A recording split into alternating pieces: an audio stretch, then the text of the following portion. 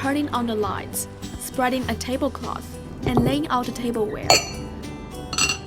For the first time in 3.5 months, this restaurant at a creative park in Shanghai's downtown Putuo district can once again welcome its customers back. We started doing food delivery on June the 1st, but it was just a drop in the bucket, less than 10% of our normal revenue. And the food delivery apps also have very expensive charges, which we couldn't really afford. Plus, wholesale markets were not open yet, so our ingredients purchases also had problems. There were limited choices. During the pandemic, many customers told us that once we could resume dine-in service, please let them know, and they would come back.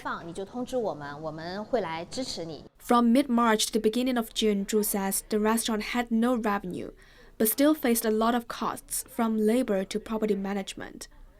The good news is that the landlord gave them a 6-month exemption on the rent. The other good news is that 3 private rooms are already booked for customers this evening. With people I love, I want to eat indoors. I heard that we can eat inside the restaurant now, and I just had to give it a try. For the past 3 months, both gourmands and restaurant owners have been desperate for the resumption of indoor dining.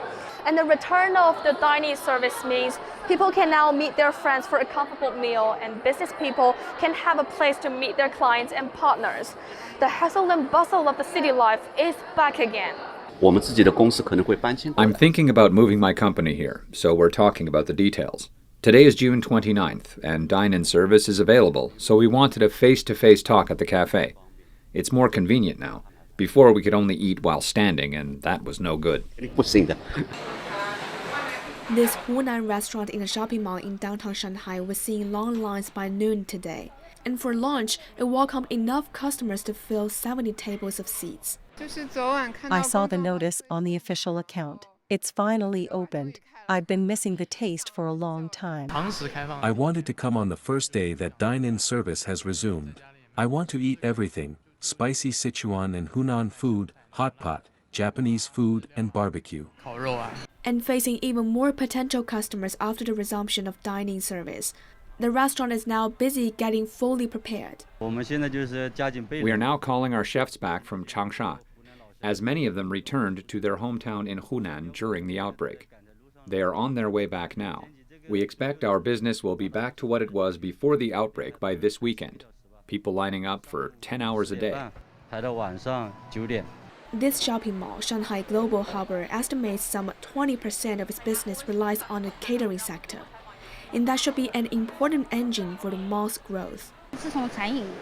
With the restaurants resuming dine-in service, you can already see more cars arriving and more customer interaction. Before, people could only shop here, but now they can also have a meal and then go to shop at other places in the mall. So the resumption of indoor dining is very helpful for our business. People lining up outside the restaurants at the shopping mall are still required to keep a 1-meter distance from each other, and all the dining tables are 1 meter apart. While you can dine in now, the rule is that restaurants covering more than 150 square meters are still restricted to no more than 70% of customer capacity.